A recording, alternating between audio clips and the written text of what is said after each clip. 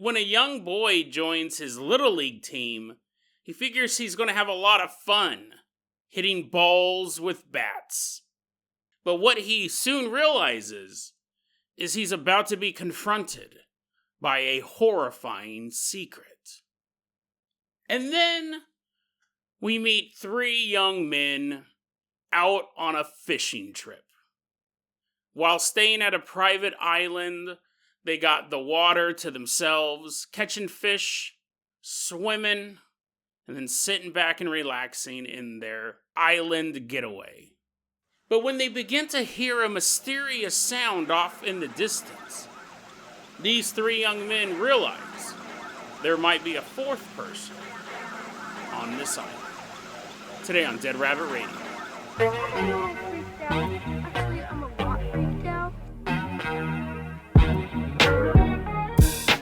Hey everyone, welcome back to another episode of Dead Rabbit Radio. I'm your host, Jason Carpenter. I'm having a great day. I hope you guys are having a great day too. I hope you guys are having tons of fun doing whatever you're doing. We got a lot of stuff to cover today. So first off, running into Dead Rabbit Radio Command. Everyone get on your feet and give it up for Rudy, Jazz. Woohoo, yeah, wee! Ha ha ha, yeah, running on into Dead Rabbit Radio Command.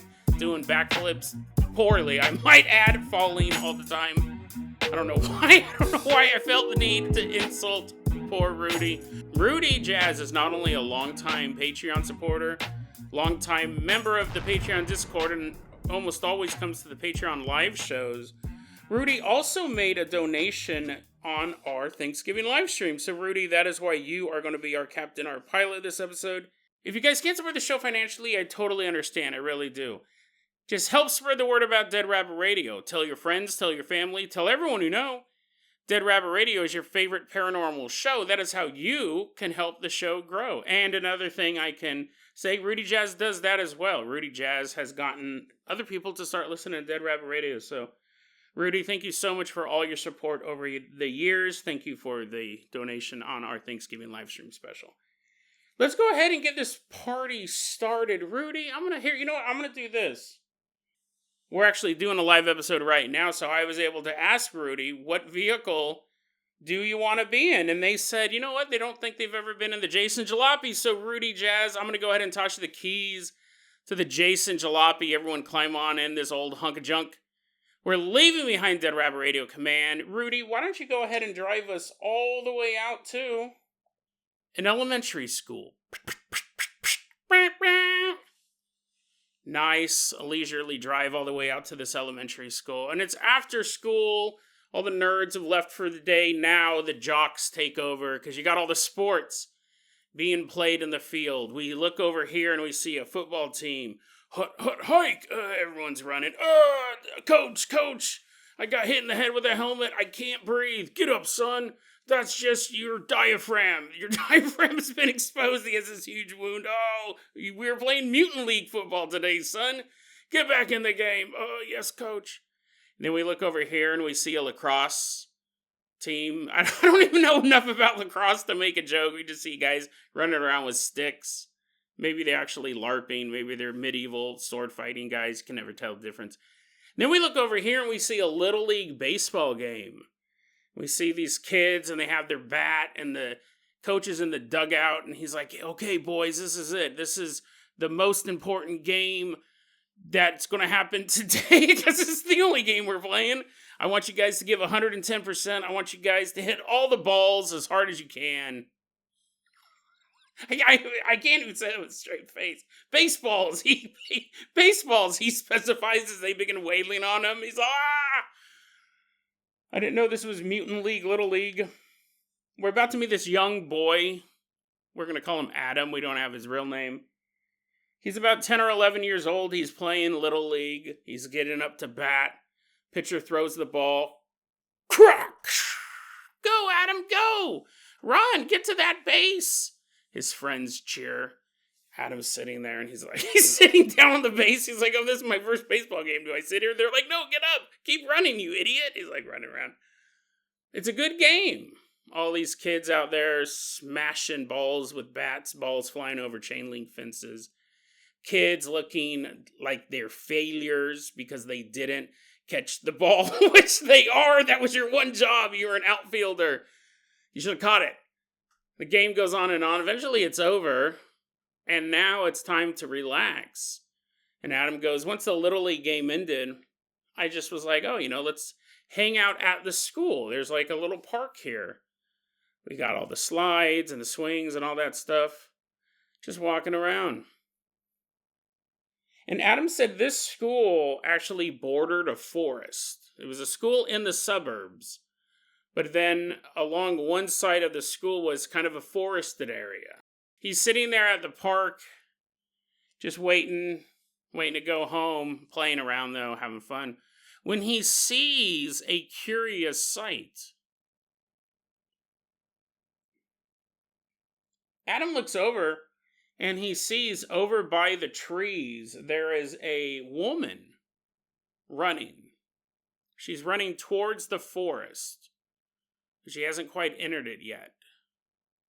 And she was close enough to him that he could make out a couple key details. One, she was wearing something that looked like a black zip-up hoodie.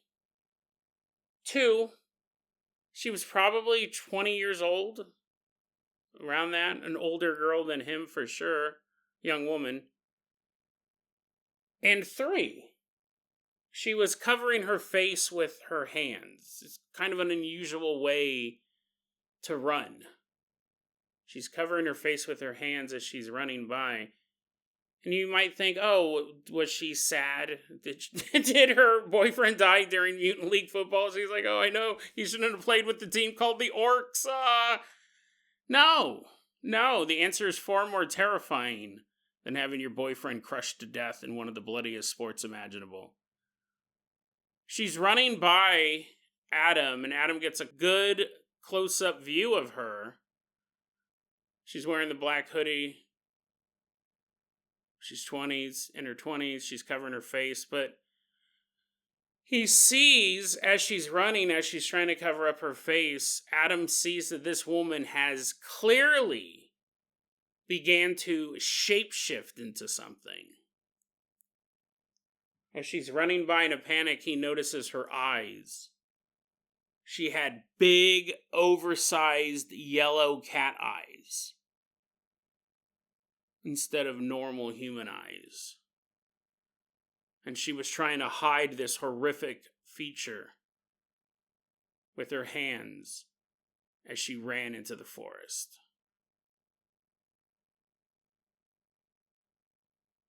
Now, if you're a long-time listener of Dead Rabbit Radio, you understand that this is probably the scariest story I've covered since the last time I covered it. I have an innate fear of turning into something else. It is hands down the creepiest thing. It's hands down the creepiest thing I can think of. I'm so put off by the idea of turning into something against your will. Like if I could be like, oh, right, time to wear out. And you're like, what?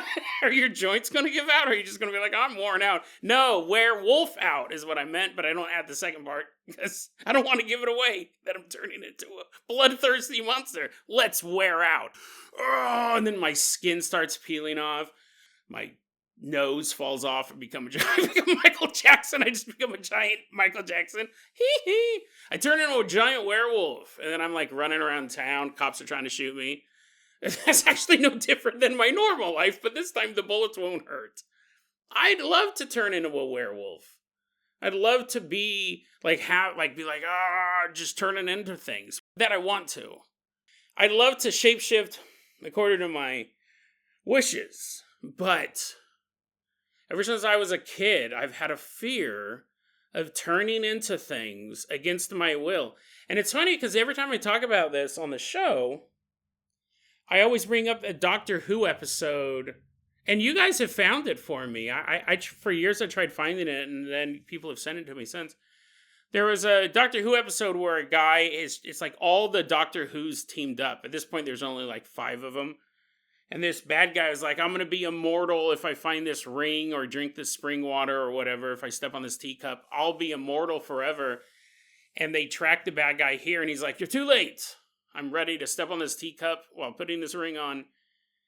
And he does, and then he becomes a statue. A sentient statue in this alien fortress on some far-off planet. And he's like, no, no, no! And it's not just that he was a statue, it's that his brain was still trapped in that. To me, that's the worst kind of madness. People turning into trees, people turning into statues, people turning into animals, but not being able to turn back to have a human consciousness in a butterfly would be hell for me. Because then you're like, oh, dude, I think I only live for 7 days. Oh no, I guess I have to have a bunch of butterfly sex before I die off. Yeah, the idea of being a human consciousness inside of just some plain old wolf, like walking around the woods. You're like, oh, dude, this sucks, bro. My paws are cold. I'm walking on all this snow.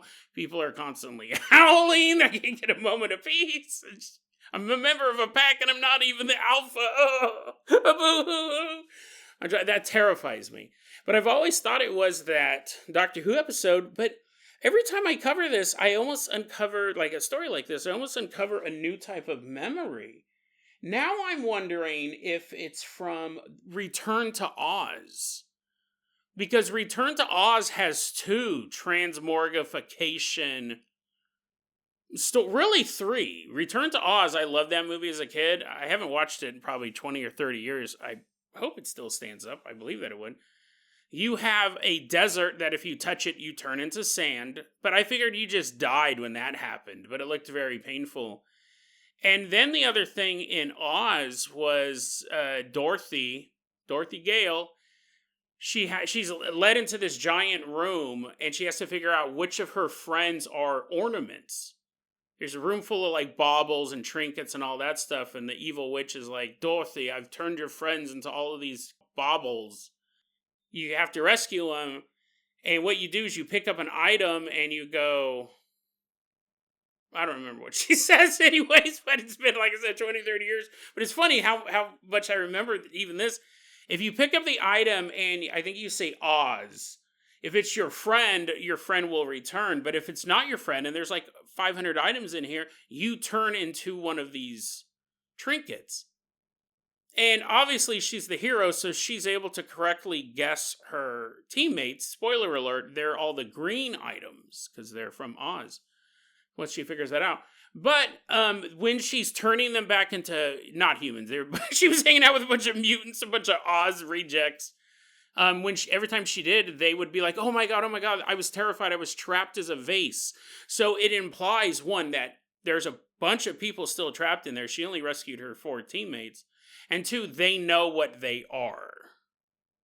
So this idea of a TikTok robot man, Cogsworth or whatever his name was, when he was turned into an inanimate object, he was terrified of it. And then you also have the fact that they took the head of a moose, like someone blew a moose's brains out and mounted the head like a hunting trophy, and then she lassoed that to a couch and sprinkled dust on it, and then the moose came to life and was like, get on my couch, boys, we're out of here, and they fly away. I forgot, they also put wings on it. You're like, they fly away. It's just a couch with a moose head. They attach some wings on it, I don't know, from a Pegasus. They fly away, and you wonder, like, what was that moose thinking? Jason, come on, man, it's a kid's movie. The moose wasn't thinking anything. It's happy to be back alive. The last thing it remembered was taking buckshot through the throat. All that stuff scares me. So when I read this story, I was like, oh, yeah, there's my fear coming back in. A woman turning into a cat. Which, I mean, doesn't seem, you're like, Jason, that's so weird. That's such a weird fear you have, especially talking about all the true crime stuff, the most horrific stories possible. You're like, and then this cannibal fed a mother her own son at a backyard barbecue. That's a real story we covered, and you're like, that doesn't scare you? But this woman does? She's not even doing anything. She's just running around with cat eyes. He says, Adam, he posted this online underneath the name Kirby126. He goes, on the one hand, because he's an adult now, he goes, on the one hand, I want to kind of just go, it was just like a childhood memory. Like, maybe I exaggerated. Not exaggerated, maybe I imagined it. But he goes, I cannot get it out of my head what her eyes looked like. That's what he can't figure out. He goes, it clearly was something wrong with this woman. And it wasn't just that, like, she had bulging eyes or some sort of medical condition. She had giant cat eyes. Now, he doesn't say she's shifting into it. That's me putting my own fear into that. But here's the thing. If you wanted to turn into a cat, I think you'd probably be a little more chill about it, right? You want to be running around school going, no, I must cover my eyes before I become that thing I want to be. But I'm thinking, like, what if this woman, she was at this playground and she's like watching her son play baseball and she goes, oh, you know what? This Little League game is awesome. You might call it the cat's meow. And she said it at just the right time. You're like, Jason, how are you just making stuff up? Nobody says that. They stopped saying that in 1927. It's possible, I think, like, maybe she's a normal person who's turning into a cat because she pissed off a genie or a gypsy or a witch, and she's getting turned into a cat. Or you could also be this. It could also be a cat that made a wish to be human for 24 hours. They're like, oh, you know what? I heard humans are pretty cool. And the 24 hours is up. Unless she finds true love, and she didn't. Because she appeared just in the middle of the suburbs. Everyone has their door locked. There's no place to hang out. And she's... Well, actually, would that be scarier? What would be scarier? Then we'll move on to the next topic. Because obviously I can talk about this all day long. But this particular topic, absolutely, I can talk about forever. What would be scarier? To be you, to be a human you, and then you pissed off some magical force, and you turned into a cat, and you'll never turn back into a human. Okay, so you're a cat. Or you used to be a cat, and you were granted a wish, and became a human, and you had 24 hours, let's say 72 hours, let's give it a fighting chance. You're a cat turned into a human, and you have 72 hours to find true love. And if you can't find true love before then, you turn back into a cat. What would be creepier? To never have the human experience, and then have it, and then turn back into a cat knowing what you're missing, or to spend your entire life as a human, and then get banished to the realm of a cat? And you're going, Jason, that's actually the worst possible example. Cats are the laziest creatures. They get weighted on hand and foot. I want to lay in a sunbeam right now whenever you see like a fortune teller walking down the street. You're all pushing them around. You're like, you know what? I'm going to push you around until you turn me into a cat. I hate the idea of turning into an animal or anything. Terrifies me. I will say this, like, honestly, like, that's my biggest fear. It's not heights. It's not dying alone. Not arachnophobic, none of that stuff. My fear is my consciousness being transferred into a inhuman or unhuman or non-human force, or even like a cup. It just absolutely would drive me insane. I'd sleep a lot if I was a cat for sure, but I still wouldn't like it. Rudy Jazz, I'm going to go ahead and toss you the keys to the world famous Carpenter Copter. Everyone climb on board before we all get cursed to be furry feline friends. We're leaving behind the school. Rudy, fly us all the way out to the swamp. Rudy is flying us over this swamp. We're in the late 1990s. And below us, we see a car driving down a long dirt road. This swamp, we're going to meet Gary. He's going to be the narrator. He's the one who posted this story online. We're going to meet Gary. And also in this car are two of his friends, Scott and Philip. And all these names, we don't have their real names. But Gary, Scott, and Philip are driving down this road that he goes, it's this long dirt road. It's like a 30-minute long drive down this road to get to the island.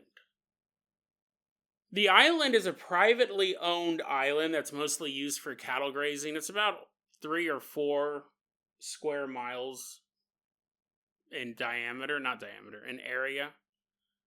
But on this island, there are 3 homes. One home is owned by Scott's family. They've kind of turned it into a vacation home. They've been using it for years, ever since Scott was a kid. It's not a fancy cabin. It's fairly small. It has 3 separate bedrooms, a living area. It's mostly they go out there because it's a great place to spend the summers. Scott has spent many summers out here. Now these guys are all young men, but Scott growing up, he spent many summers out here.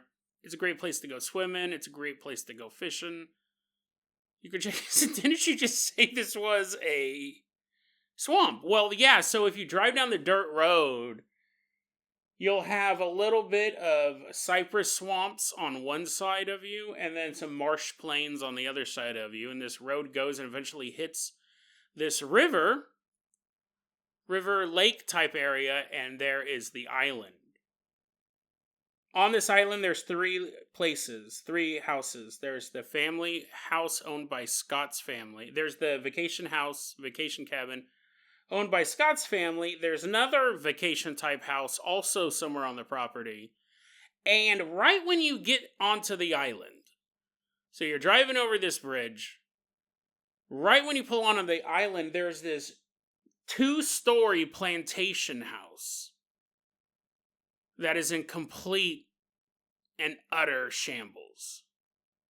You drive over this bridge, you get to the island, and you drive past this plantation house, and the story goes that years ago, many years ago, there was a family that used to live there. There was a husband, a wife, and their son. But their child had a horrific accident in the home, ended up dying because of it, and after that, the parents couldn't bear to live there anymore. So they just left it. Either they just left it or they sold it and the owners didn't fix it up. Whatever the case, the house ever since had been crumbling. The way that Gary put it was, this house, the fact that it was still standing up at all was sheer luck. He goes, it was completely decrepit. As cool as it would be to walk around a spooky house like that, completely unsafe. It actually should have just fallen apart years ago due to, it's not being maintained, the elements, all of this stuff, but yet it still stood. Gary, Scott, and Phil take the 30-minute drive down the dirt road. They cross the bridge. They are the only 3 people on this island at this time. Once they cross that bridge, they are its only residents. They pass the old house, keep on driving out to their cabin, get there, start unloading their stuff. They spend the day swimming, relaxing, just kind of enjoying each other's company, enjoying the freedom of really having an island to yourself. It must be pretty cool. And they decide to go fishing. Right? You can just get all the water sports done, except for that one, except for what water sports really means. They're not doing that water sport.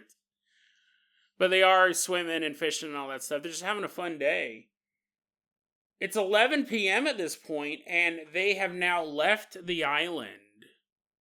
They're on the mainland, where there is a dock, and they're fishing off this dock. It's about 11 p.m.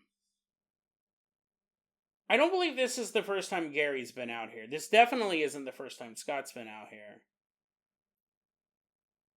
But one thing that is noticed by the trio is that the current of this river is normally pretty strong.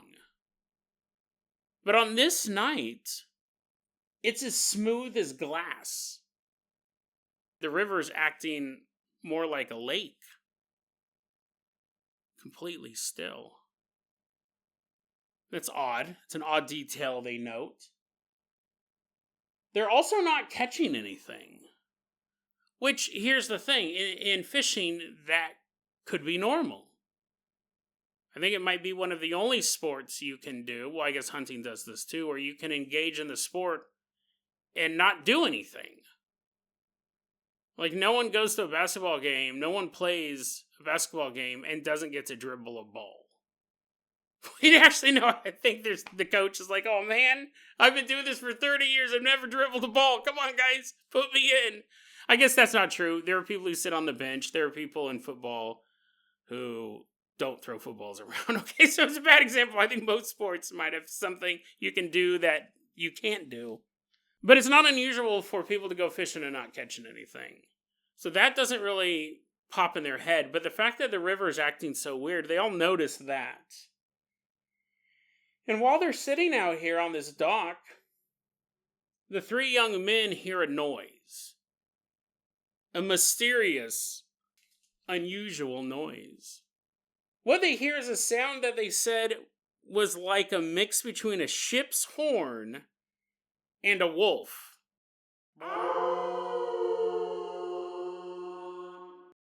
And Gary goes, this island, this area is nowhere near the sea. So it wouldn't have actually been a ship's horn. And Gary, when he posted this online, he posted it underneath the name JizzJB. He repeats over and over again how isolated the place is. He goes, I don't want you to think someone was driving by during these events. He goes, it is a 30-minute trip down a dirt road to just get here. We're not off the highway. We're not near the bay or the sea. There is no one else on the island but Gary, Scott, and Phil. They hear this sound, and it is unusual. Both Gary and Phil go, what the hell was that? What was that? Just because it sounded so odd. But for Scott, who had spent summers here since he was a baby, it really shakes him up. Because he's never heard that sound before out here. Ever. His home away from home. And now he is being confronted by a mysterious sound. He has no idea what it is or where it's coming from. But he's the most shaken up out of the three of them. So they start to pack up.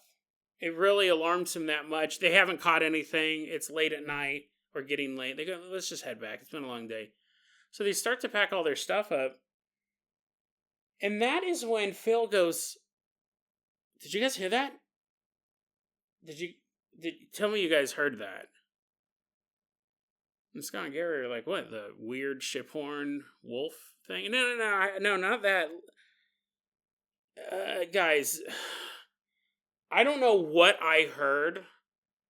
It was either a cat meowing or a child crying. And the two do sound similar. The cat's meow, they actually do that to emulate a baby in need. That's an evolutionary trait that cats have picked up. Because what happens when a baby is in need? We feed it. So the cat actually makes that noise. To copy that particular noise. But they didn't hear it. Scott and Gary didn't hear it. But because everything's kind of weird going on, they are not blowing Phil off by any means. And they actually stand there for a couple minutes because Phil's like, dude, I know what I heard. Well, I don't know what I heard. It sounded like a cat or a kid. If it's a cat meowing, that's weird because there's no cats. But maybe there are cats running around here somewhere. But if it's a child crying, we should, look into it. But they don't hear it. They don't hear it. Not even Phil. He doesn't hear it again. And about 5 minutes passes. They're standing out there trying to listen. They don't hear it again. Phil's like, okay, I don't know what that was. They get into the truck. And they start to drive back towards the bridge so they can get back on the island. They're driving towards the island. And now all three of them hear it. And it is not a cat meowing. That's the first thing they figure out. It is clearly a child calling out for help. They're driving down this road, this dirt road, when they hear, "Help me!" Dude, did you hear that? Yeah. Because I don't know if I said this earlier, they had their windows rolled down. They weren't bumping super loud Morgan Wallen. They're mudding. Oh, the kids are jumping away from the car. They rolled their windows down so they could listen for the noises as they're driving down the road. They hear, "Help me." It's clear as day for all three of them. They're like, dude, that's not a cat. That's a kid. And he's saying, "Help me." So they start to call out, hey, hey, do you need help? Hey, hello, hey, where are you? There's no response. About 5 minutes pass, and they're just sitting there in the truck. Help me! When they say young, Gary says, listen, when we say it sounded like a kid, it sounded like a child, he goes, I'm talking like 4 years old. Like a little kid. Help me! And because they were calling out, they were sitting there and they were calling out, they go, let's just drive. Let's drive. Because obviously, maybe whatever's going on, he can't hear us. We might be too far away. Let's head back to the island and we'll yell out. Maybe they'll hear. Maybe we'll figure out where they are. They're trying to troubleshoot this thing. They start driving back to the island. Help me! As they're getting closer to the island, they keep hearing the voice call out, help me. But it's always coming from farther down the road. So if they hear it call out and they go, dude, I swear it's like 500 feet up the road. They'd get to where they heard the sound, and now the sound's coming from farther away. It's like they can't catch up to the noise. They can't catch up to the kid.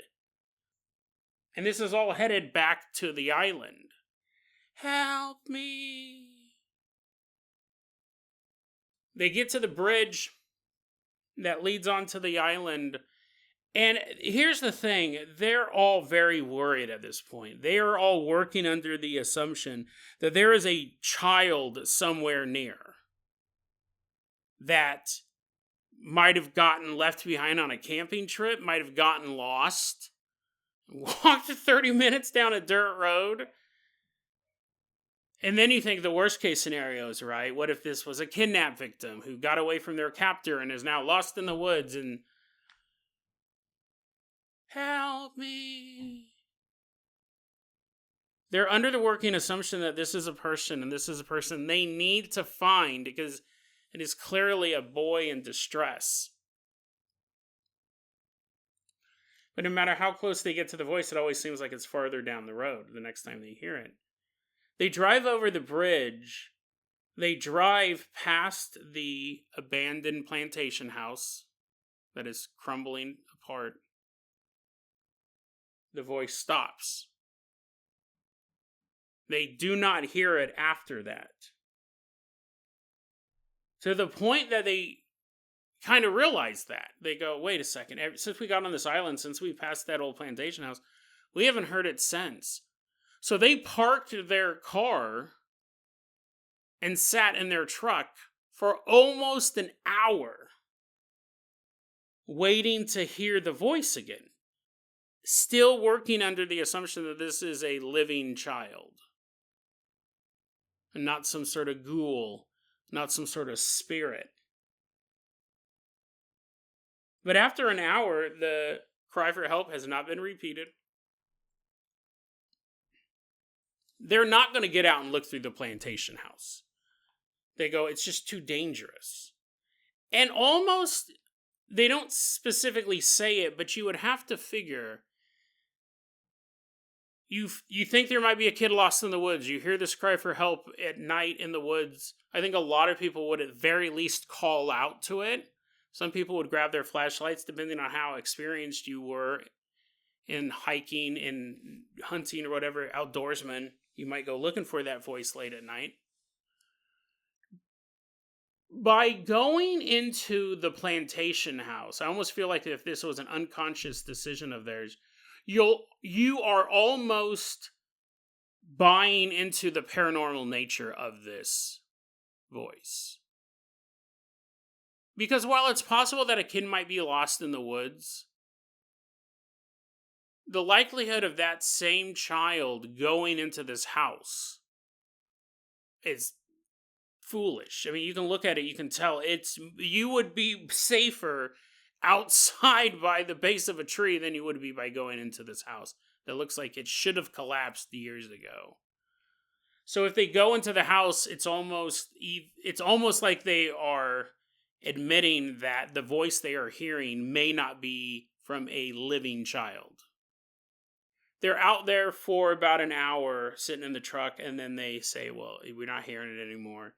Who knows what that was? It's weird that it stopped when we passed that house, but they end up driving further down the road on the island. They get to their cabin, and right when they settle in, help me, they hear the boy cry out once more.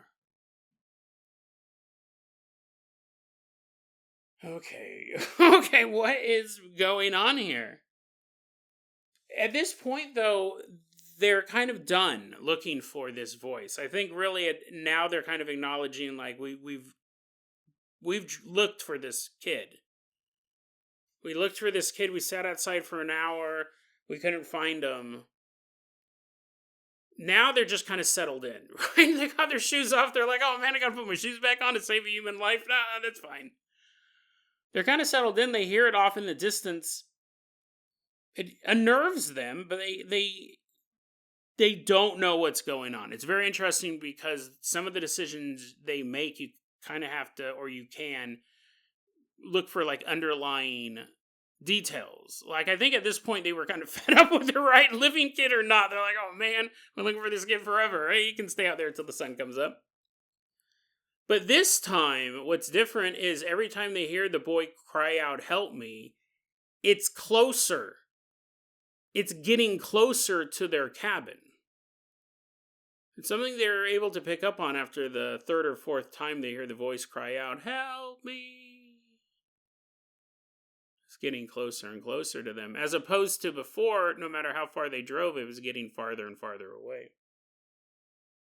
Even though it's getting closer to them, they can still hear it's pretty far away, right? It's off in the distance somewhere, but it's odd. And it does sound like it's making its way towards them, which would make sense. This cabin is completely lit up now. It would shine in the darkness of that island. It's the only house that is lit up. It's the only signs of life or human life on this island. And they hear that Gary goes, this goes on for hours, right? He goes, for hours we're sitting there. We keep hearing, help me. And they're like, okay. So they decide, let's give it one more search. Let's give it one more search. This kid might really need our help. They get back in the truck. The voice stops. Once they get in the truck, they no longer hear the boy cry out for help. Okay. So they get out of the truck, and at this point, it's 3 a.m. They go back into the cabin. They're in bed. Right? They're done.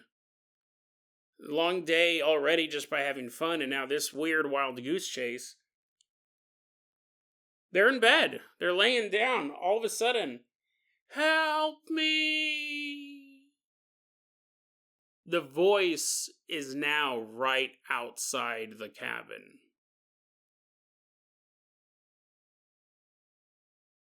Gary and Scott and Phil, they get out of their beds. And they're standing there now in the living room area of the cabin. And they say, dude, like, what's going on here? Because it wasn't just that the voice cried out from right outside the cabin. Gary said this time, the voice sounded like an echo. And he goes, let me kind of give you a little bit more of what I mean. He goes, it sounded like it was super close, but also very far away at the same time. Help me! So for the first time, they're not hearing what sounds like a human crying out. Whatever doubts they had before, this is clearly a paranormal force. Here's the thing, he goes, we were not going to go outside, right? We were not going to stick our head outside this time. But they still felt this weird need to check. And the way he said that this cabin was laid out was they had a porch that was screened in to keep bugs out. So it was like you're sitting outside in a porch, but you have all the benefits of having a screen protecting you from the elements. They don't see anything. They don't see anything. They don't hear anything. They're standing there for just a bit. They kind of expect it. I mean, this would be the best case scenario, right? If they'd walked out and there was some phantom out there. That would be the worst case scenario. They are outside the house, but they're on the porch, which is screened in, so they still feel in some way they're protected by the house. There's nothing out there. They go back in. Help me. They don't go back out there. Gary said for the rest of the night, you could hear the voice calling out, help me. In that echo, far away, close-up type sound. And it would appear at different points outside the cabin. Like right outside the cabin. It almost seemed like it was circling us. Gary said none of us got much sleep that night, which I'm sure is fair. Right? The guy who's like, oh, I'm just going to sleep through this. He's probably already been possessed. He goes, we didn't get much sleep that night. The next morning, when we woke up, obviously, they didn't get much sleep. They're walking around. Their eyes are all blurry. But he goes, one of the things that we wanted to check first. They left the house. They left the little cabin. He said that the ground around the cabin was kind of this sandy type ground.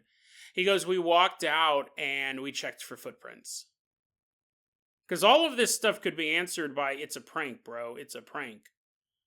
Someone with the right equipment, and it wouldn't take much, a loudspeaker, really, could have been walking down the road ahead of them, and then, could have all been a prank. And this would be the ultimate test, right? Come out, we'll check for prints. There was no prints around the house. Man or animal.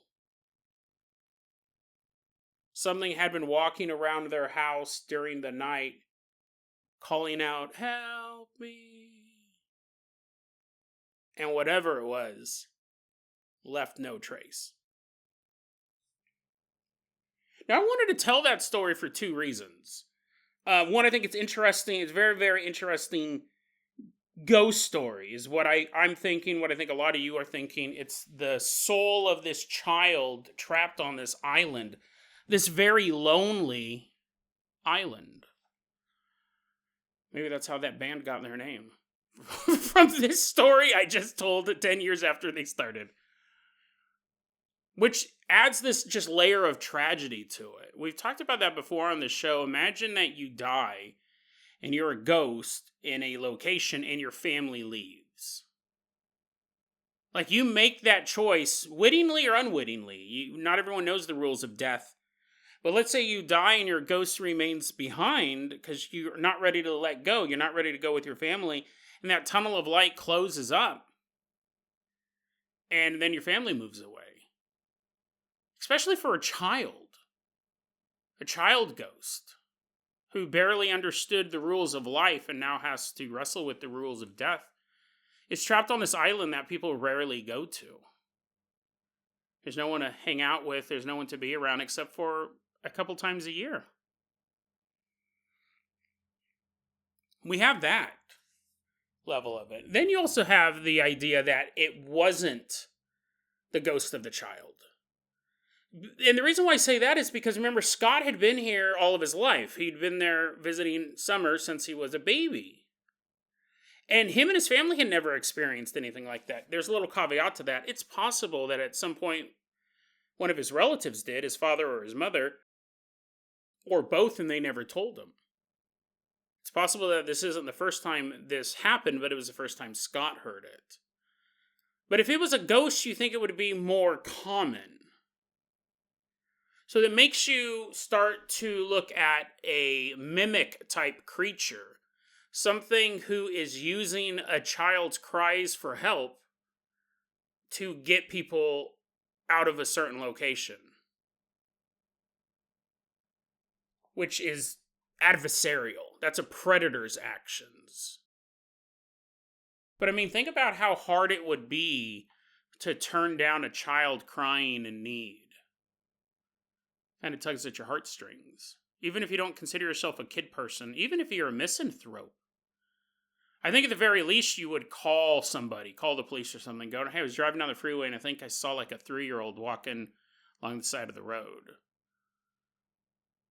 I think it would alarm you. It would alarm anyone. So a mimic could have been stalking these woods. And in that case, it could have been transient. It could have been in this area this particular night, but then the next time it appeared, a couple weeks later, it could be in a different city. It could be in a different state. The thing with cryptids is that a lot of cryptids we look at are relegated to a particular area, but those areas are quite large. Sasquatch, for example. Huge chunks of North America, right? A bit on the East Coast, a bit down south in America, and then we have Eurasia, has their sightings of the wild man. Chupacabra, who I personally think is a made-up cryptid, but I'll throw it in the mix. South America, Mexico, southern U.S. states. Those are huge geographical regions. So cryptids can move through vast areas, and it takes a long time to start to put together a pattern. But there was something else I wanted to talk about this story, and we'll wrap it up like this. I've never heard this before. I wonder if you have. Because this was posted online by someone going by the name GISJB, which I believe that I did say that earlier, but they posted this online, and they were talking about it. Someone commented on this story. I've never heard this before. They said, this is posted online by someone going by the name Cruiser58B, referring to when they got back to the cabin. When Gary and Scott and Phil got back to the cabin. Cruiser58B says, did you guys look around the floor? Or did you look all over? In regards to what was making this noise, what was calling out to them. They go, quote, what I've heard from one of those ghost shows, so big grain of salt, is that ghosts / spirits / demons tend to hide where you wouldn't look. When you hear something, you look where things should be. Eye level, floor, whatever. Then they're hiding in the ceiling or above a door or something like that, out of your regular gaze. Unquote. I've been researching paranormal activity for 38 years. I've never heard that before. That's not to say that it's wrong. I often say on the show, there's no such thing as a paranormal expert, because they are constantly learning things and they're relearning details and facts that they thought they had down solid. Paranormal investigators, paranormal explorers, sure. But I don't think you can ever really be an expert at this. I've never heard that before. And I'm wondering if you have. It's very interesting because in a corporeal state, it makes sense. A burglar will want to hide.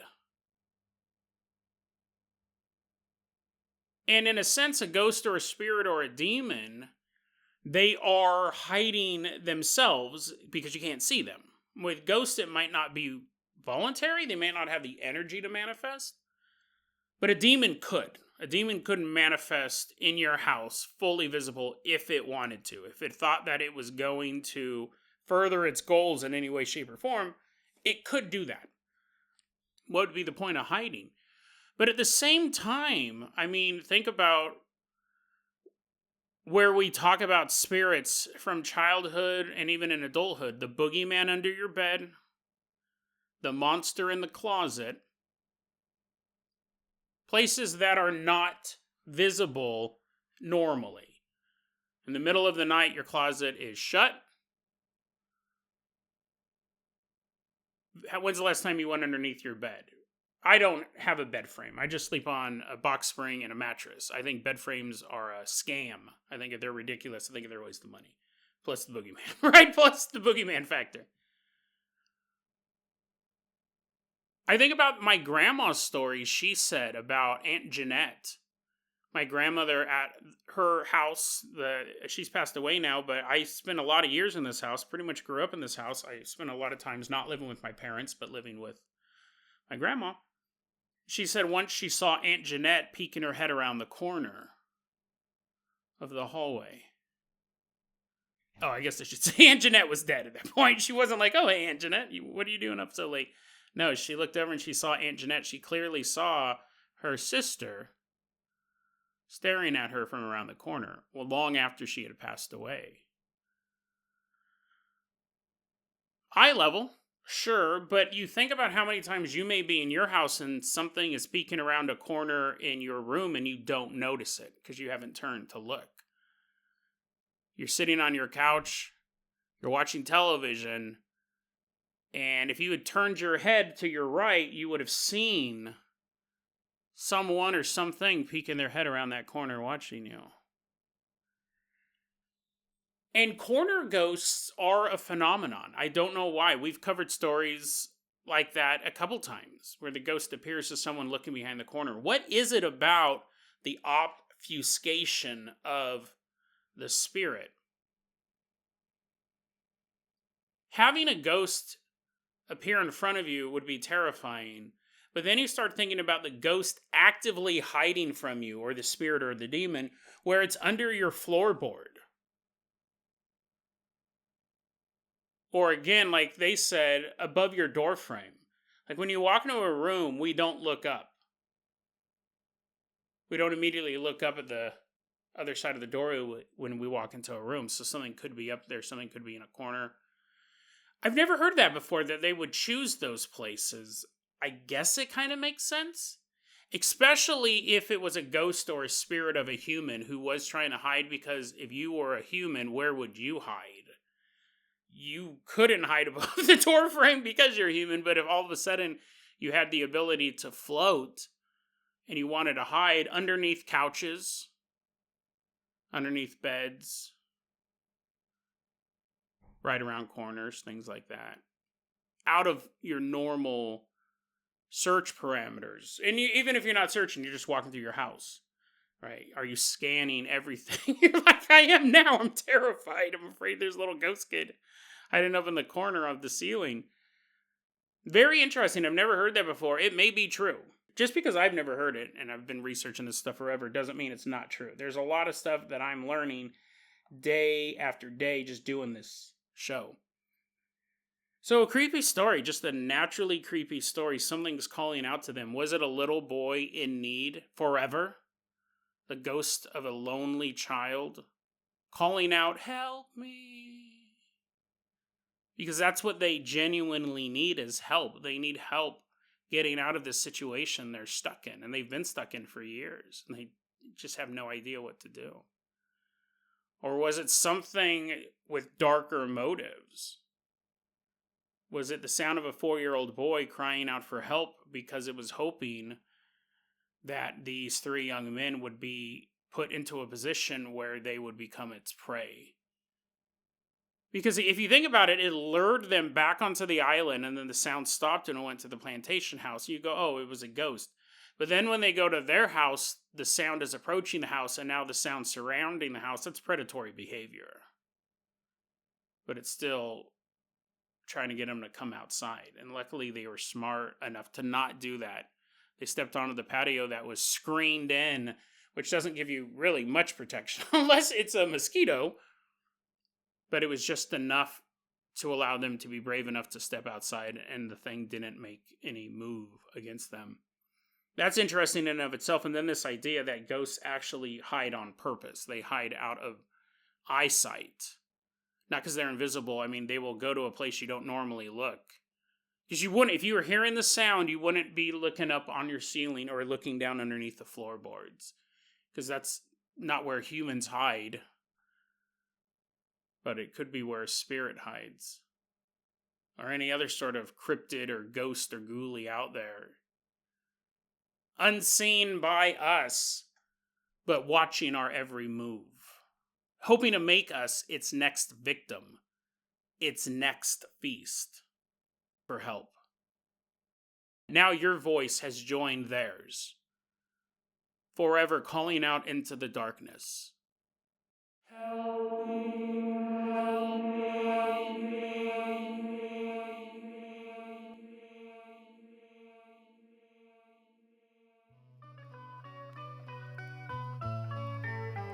DeadRabbitRadio@gmail.com is going to be our email address. You can also hit us up at Facebook.com/DeadRabbitRadio. TikTok is @DeadRabbitRadio. Dead Rabbit Radio is the daily paranormal conspiracy and true crime podcast. You don't have to listen to it every day, but I'm glad you listened to it today.